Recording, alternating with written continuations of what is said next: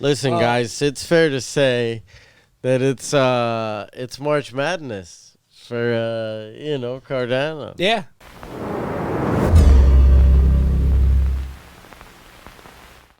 And welcome back to On the Moon. I'm Nate. And this is Chuey. And today we're talking about all about Cardano. Cardano, yeah. My absolute number one favorite cryptocurrency by far. Correct. Yeah, not your favorite Italian By uncle. far. An actual cryptocurrency. Right. By True. far. Okay, so the reason why we're talking Cardano today is because the Mary Hard Fork is coming March 1st. And what does that mean?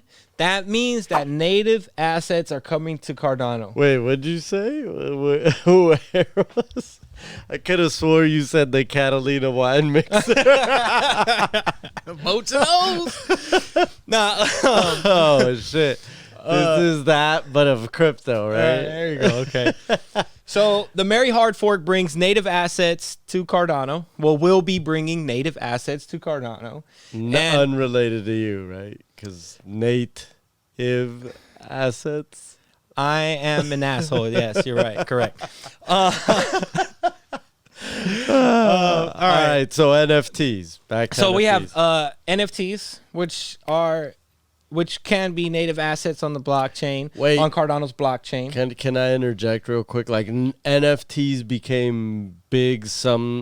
Like they've been around for a while, but they started gaining a little popularity maybe sometime around September 2020, right? I would say summertime, actually. Somewhere around there, August, September, right? Last summer when DeFi and everything else was going off. Well, I mean, they've been around for a while now. They've been around for a couple years, but I think where they really started to catch storm was last around year, that time, right.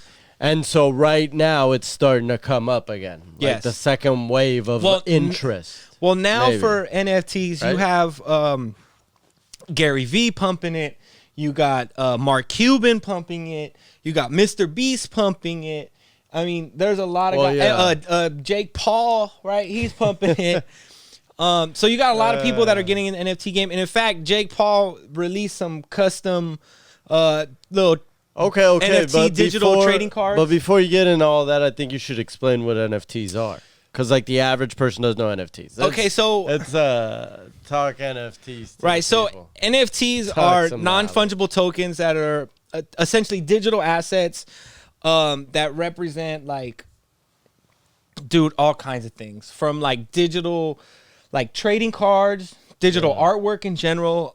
It could be intangible or tangible assets. So it could be, like, I seen one NFT proposal that was, like, we own this land and we're going to put it into a trust. And basically what you're paying for is to maintain that the land will be untouched so that the trees stay producing oxygen. Okay. So the whole point of that one was just like keeping it sustainable. Right. Well, making sure that it's not sold off to some developer or something. So it's put into like, I think it was like they put their property into like 100-year trust. It was something like that. Yeah, it was like 100-year trust. You just privatize the land and Yeah, so that's interesting. In order to preserve the oxygen-producing trees, you know, one way that I heard like it explained was kind of like when CDs kind of came around and digitized music. Like it made it less of a physical asset, but it was an asset nonetheless. NFTs can represent either real world items or digital items, right? But they mainly represent a rare item. But wait, before you go there, they represent a rare item, and the whole point of NFTs on the blockchain is so you can certify that is the actual tokenized item. Well, so you're saying that the blockchain is what gives it mostly its transparency and therefore legitimizes it. Right. So you're able to track it. So it's like having before, like when you had like autographed sports shit and you had to go get it like certified and all that. Right. Yeah, if you really wanted to sell it or you wanted to showcase. So that's that's a perfect point, because that's exactly how it kind of works here in a sense. Where like you can certify that. So there's a lot of people creating artwork, like digital trading cards, for example, right? And in order to verify, like they only mint.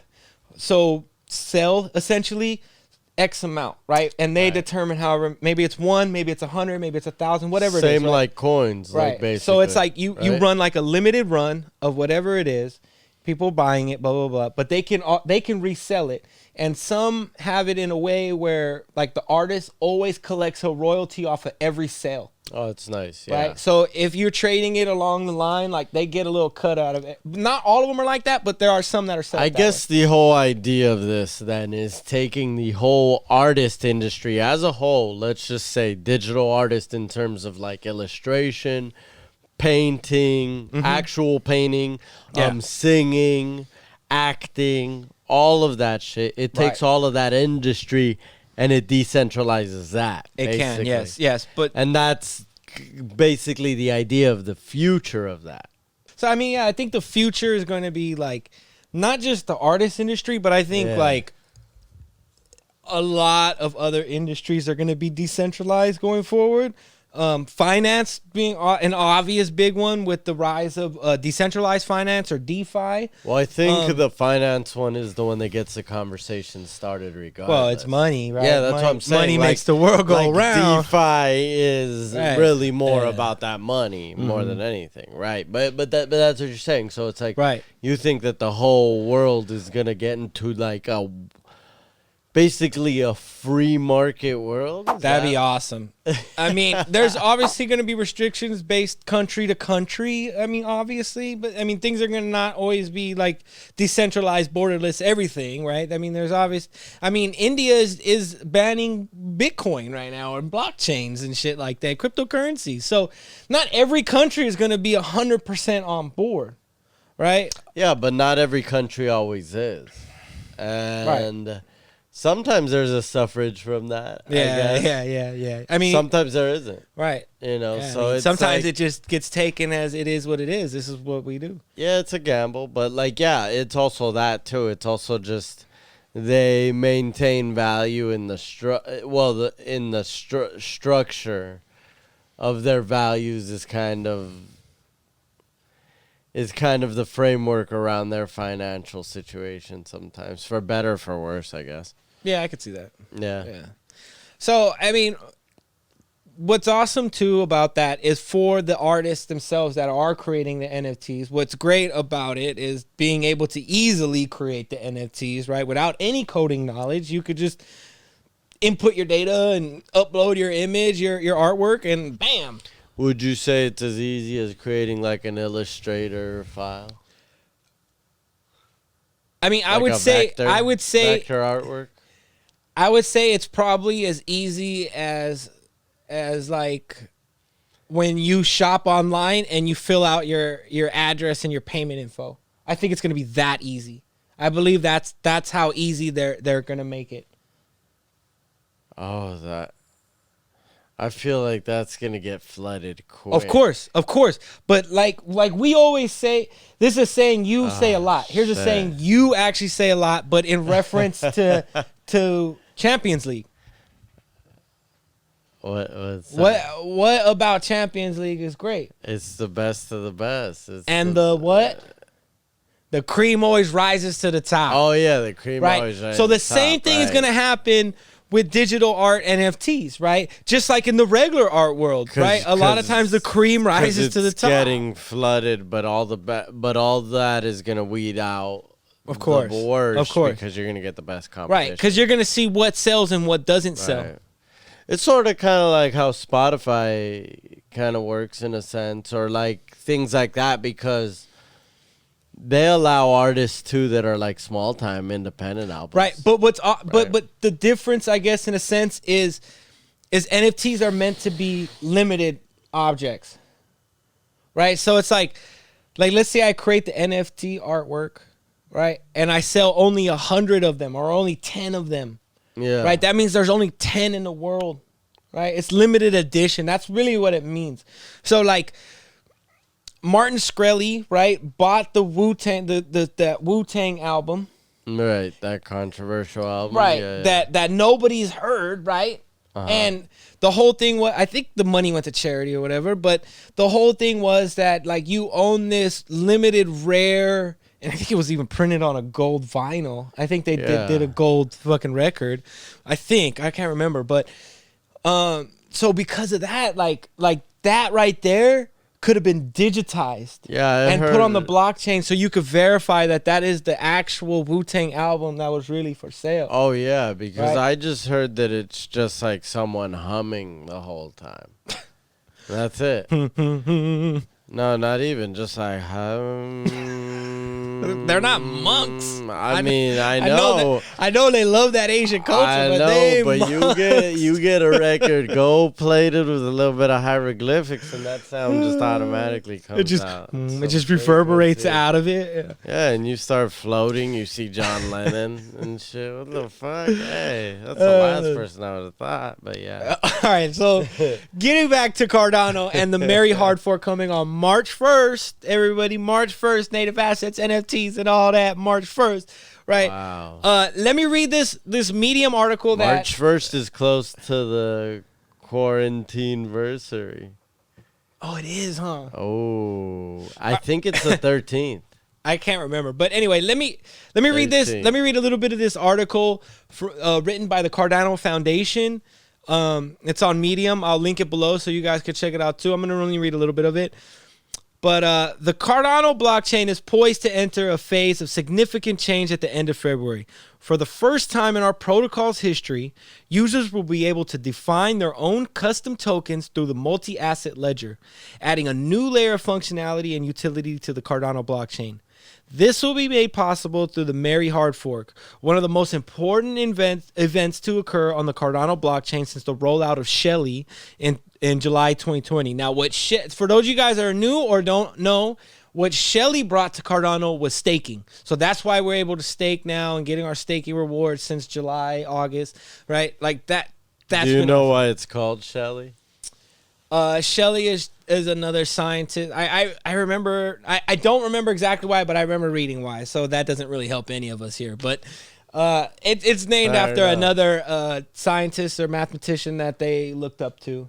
Okay. Right. I mean, all of Cardano's eras and updates are all named after scientists and mathematicians that have excelled in their field, from like Voltaire to Ada Lovelace.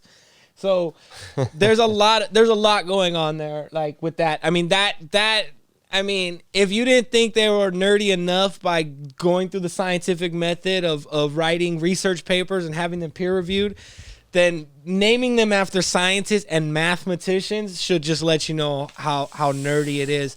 But that's why I like it, to be honest. That's what draws me to Cardano the most, is the fact that they've taken the time to make sure to get the technology right. Because if not, then you're ending up paying,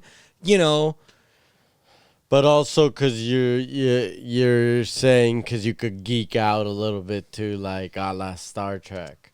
Like sci-fi, but it's like, yeah, I mean, it's got a little nerd to but it, it's close to like reality.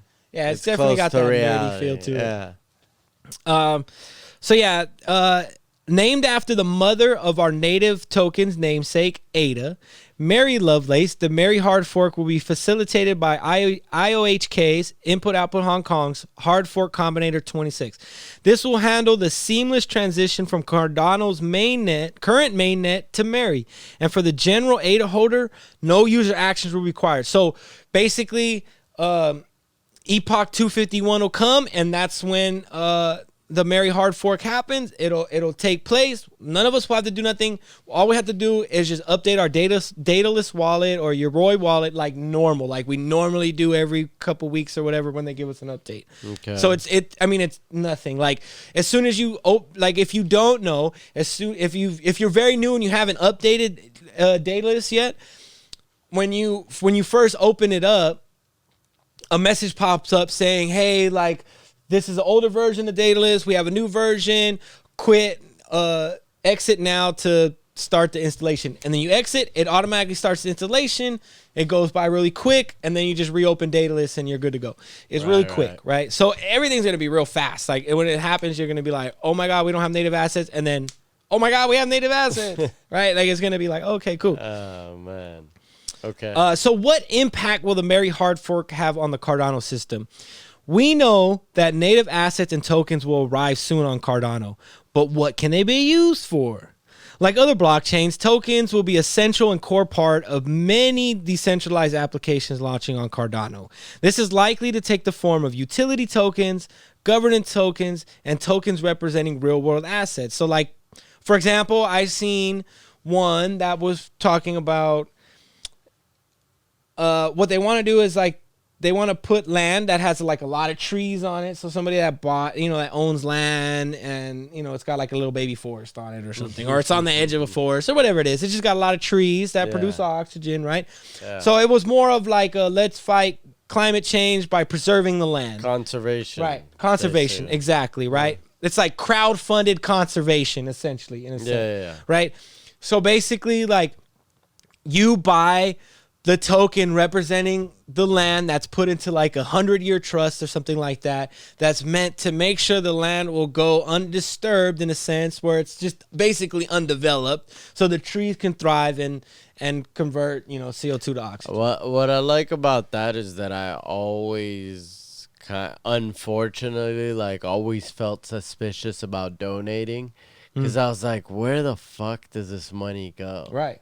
And that's an awesome thing too, because so I want to make sure it's really going to the fund. I mean, I don't care. The money's obviously not a problem if you're giving it for that reason. But if it's just going to some asshole's pocket so he can go snort and a lot of off of from what I've seen, a lot of the big donation type of things, most of that money goes to running the organization than it does to the actual cause you're donating for. So something like blockchain will be really like Cardano or any blockchain that allows for a donation or even a crowdfunding platform to be built upon it. It's going to make it so much easier to track, to see where your money actually goes. Yeah. And who it's helping out and what it's doing. Like that. That's going to be That's way awesome better. too. Then you could watch those little, when they have the little puppy and he's all just lost in the street eating trash and Please shit. save this puppy. Yeah, and it's just like...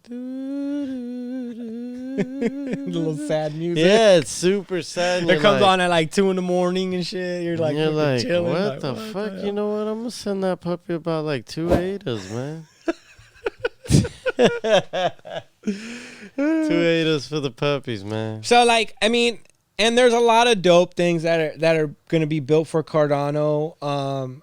It's just in terms of supply chains, not just tokens and stuff like that, but when smart contracts roll out with the rest of the rest of the Gauguin era. So for those that don't know, Cardano has been split up. It's what's the word I'm looking for? Its roadmap is basically divided into 5 eras, right? And each one of these eras, it brings about a different set of technology for Cardano, right? So first you had just the main net coming up with the actual ADA token and the platform itself, right? Get that going. Right. Then the next we had Shelley, which introduced staking. Now we're in the Gauguin era, right? Well, we're about to enter really the Gauguin era with the Mary Hard Fork coming, right? So that is the first. And Gauguin's a scientist, right?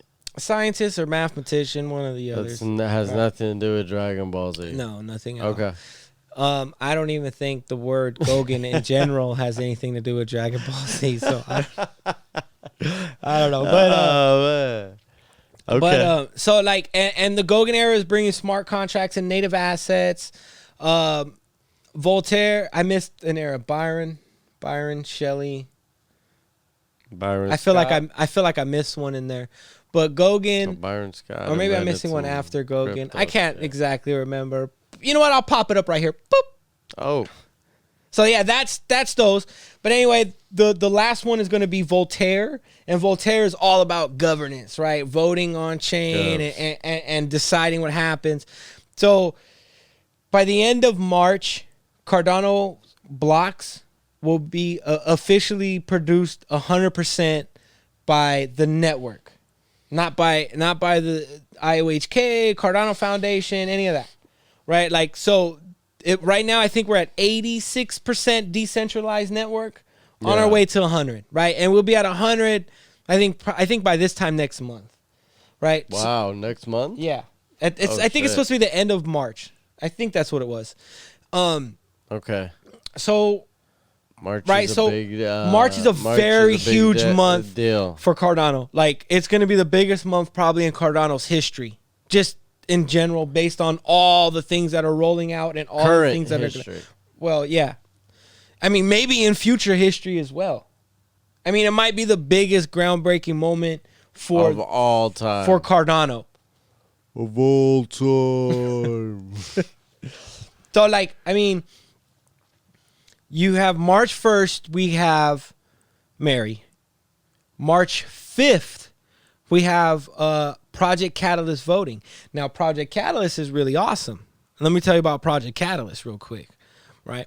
So Project Catalyst is something that Cardano set up to help grow and build the ecosystem based on the input of the users and developers, right? So there's different types of proposals you can submit, from building decentralized apps on the platform to like changes that should be made to the entire thing, or improvements that could be made. Like, all of these things could be submitted as proposals from anyone within in the community, right? And what's really awesome is, let's say you wanted to build an app like let's stick with NFTs. Let's say you wanted to build an NFT marketplace, right? So on there's a couple different proposals, right, for little NFT ecosystems and stuff like that. But one that really caught my eye was Somint, SOMINT. And what's awesome about them is they want to create an NFT marketplace on Cardano, right? And like what you basically, for them, what they do is they submit a proposal for what they want to create. In this case, the NFT marketplace. The community critiques it in a sense. They give their input and changes are made to the proposal. And this goes for everybody, not just Somint, but it goes for everybody. They make changes within their proposal to meet the requirements or whatever for this Project Catalyst event, for this setup. Okay. And if they meet the qualifications or whatever, and they submit a great proposal, it could get voted for them to receive some funding. And this funding is put together in a pot by Cardano. I believe it's coming from transaction fees that occur on the blockchain. It's a small percentage that comes out into a special fund that's locked up specifically for helping build the ecosystem. Okay. Right? So it's a way for the community and the ecosystem itself to reinvest and to build better stuff, right? To actually help grow it. And what's great is we users, so the last vote, you needed 8,000 ADA to participate in voting. This time you need 3,000 ADA. They're trying to find a good balance of protecting these elections, in a sense, these voting scenarios, from manipulation, right? Because let's say all you need is 1 ADA to vote. Well, that means I can take 1,000 ADA, create 1,000 1 ADA wallets, and vote 1,000 times for whatever project that I want, whether it's mine or somebody else's, right? So they need to create a larger threshold. Yeah, right. Like a little barrier to help keep from like somebody maliciously taking control of these voting. So that's what's great is they're trying to protect it, but they're trying to find a happy balance to let more Cardano users and bag holders actually vote and participate in this. You know what I mean? Right. So not everybody's going to be able to participate, of course. I mean, it is what it is. I mean, there's people that have that much that don't even realize or know that this is taking place, right? Right. So that's something Cardano has to work on better too, is communication and marketing and getting the word out about all these different things. I mean, not everything can just flow word of mouth. It helps. I mean, it's a big factor in growth, of course, in any project, any business, anything. Right? But realistically, you got to reach more eyes and ears, especially right now during this time because there's so many new people coming in. They just see Cardano pumping and they roll with the pump. And as they buy in, a lot of times this is what happens. They see it pumping and they buy in, and then they learn about what they bought. Mm-hmm. Right. Okay. So, and then they realize, hey, actually, this might be good for a little bit longer term. Oh, this is a great thing. Whatever. Da, da, da, da. But they don't realize that, look, you can vote. Some of them don't even know you can stake. Some of them are just leaving money on the table right now because they're not staking their Cardano. What the fuck are you doing? If you're not actively trading it, you should be staking it straight up. Because if you're not trading it, why is it just sitting on the exchange? You just waiting for the exchange to get hacked and all your money disappear, or you're just waiting for the exchange to just pull an exit scam and just run away with your money? No, don't do that. Whoa. Don't be dumb. If you're not trading with it, take that shit off the exchange. It also will keep you from being tempted of selling it when it goes down 2%. Right? You see, it goes down like 2%. Motherfuckers get shook. Yeah, you won't get shook. That's what I was gonna say. So like, you're not gonna get a shook. Right. So, like, realistically, it's always best. Like, why wouldn't you want more money? Right. Like, what? You're in this for the money, obviously. So why wouldn't you want more for doing nothing? For doing exactly what it's doing on the exchange if you're not trading with it. Right. It's just sitting there. Right. Like, why not get that 5%? Like, and it pays out every 5 days. So you're getting Cardano every 5 days for just sitting there in your wallet. It doesn't even leave your wallet. But at the same time, no, that's the best thing about Cardano too is the money is liquid. So like, let's say you're staking and the price shoots up so much, you're like, fuck it, I'm ready to get out. And you're staking, you could just send it out. There's some coins where you put it to stake, it's locked up for X amount of time. Right, Cardano, it's liquid. You can move it in and out. I just thought about it right now, though, too, and all of that, and I'm like, but that's the same reason people get into, like, credit problems anyway. Because they just, like, it is easy to not get into credit problems, too. You know what I mean? But it's just that laziness where it's just like, oh, you got to just kind of go and do this. But it's like, I could, but, like, man, fuck that. You know? So it's like, you're saying that too, but like these are people that are coming from a world where like that was their financial reality. Right. That was a financial reality of the current major. Right, or like just started off making bad decisions. Right. Because they come from an ecosystem that's designed to break you down. For you to make those bad decisions. Right. Like there's traps there. Right. So like of course it's gonna be hard for them to shake those habits, I think. And it just made me think that. And so it's just like, fuck yeah. So like, and you saying that, I'm like, oh yeah, that's easy for you to say though, but it's like easier said than done. A lot of those people are like, yeah, I could make that 5%, but I'm also just making money anyway, just like with it sitting there. Well, you're right. I mean, yeah, because the price going up, but why wouldn't you want more and watch the price go up? Yeah. Or what if the price goes down? Right? When the price starts going down and you're not even getting more Cardano, you're definitely losing money, right? So it's like, if you're not trading with it, then put it in Daedalus or your Roy wallets. And I mean, I'm serious. And find a dope little stake pool you like. There's 1,000 or 2,000 of them now. Find one that you like and go with that. But speaking of stake pools, actually.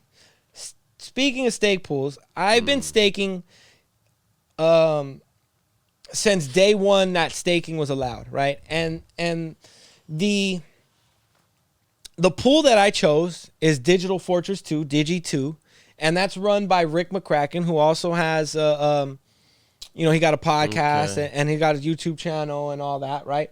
And very informative, very, very smart dude, right? McCracken. And shout out to McCracks.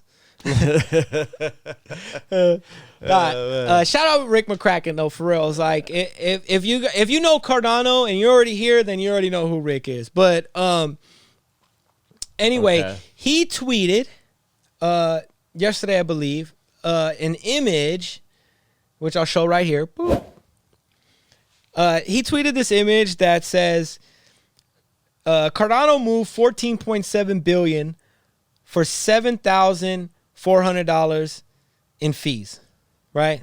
14 billion, almost 15 billion, and it only cost 7,500 or so to move it, right? All right. In the same time frame that happened, Ethereum moved less, 13.8 billion or for 8 billion. That's because everything's locked up and nobody's really trying to move shit because the gas fees are so high. And speaking of that, so they moved 13 billion, almost 13.5 billion for $26 million in fees. Jesus Christ. Right. So like that's a ridiculous difference. Right. So in theory, for me, I think more people are going to come to Cardano, not just users, but I think tokens that already exist, like on Ethereum, like ERC20 tokens. Speaking of, Cardano has developed an ERC20 converter. So that means if your project is ERC20 and you want to gain a better environment for development, right? You want to grow on a much more powerful, robust system where fees ain't all crazy, and you can, in theory, gain more users because of that, right? Because the ease of use. That's what's going to drive adoption mainstream, is the ease of use. It's not even really just the best technology, even though Cardano, in my opinion, probably is the best technology. But really what it's going to boil down to for all of us to just use it on a regular, everyday basis, everywhere we go, or generally most places we go, is ease of use. That's it. That's the ticket, right? A lot of things are going to happen.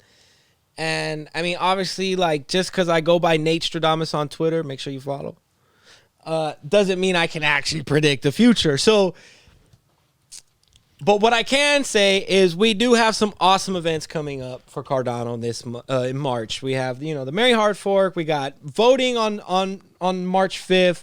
At end of March, we're going to have fully decentralized network. Listen, guys, it's fair to say that it's March Madness for Cardano. Yeah, that's March Madness. Madness. March Madness.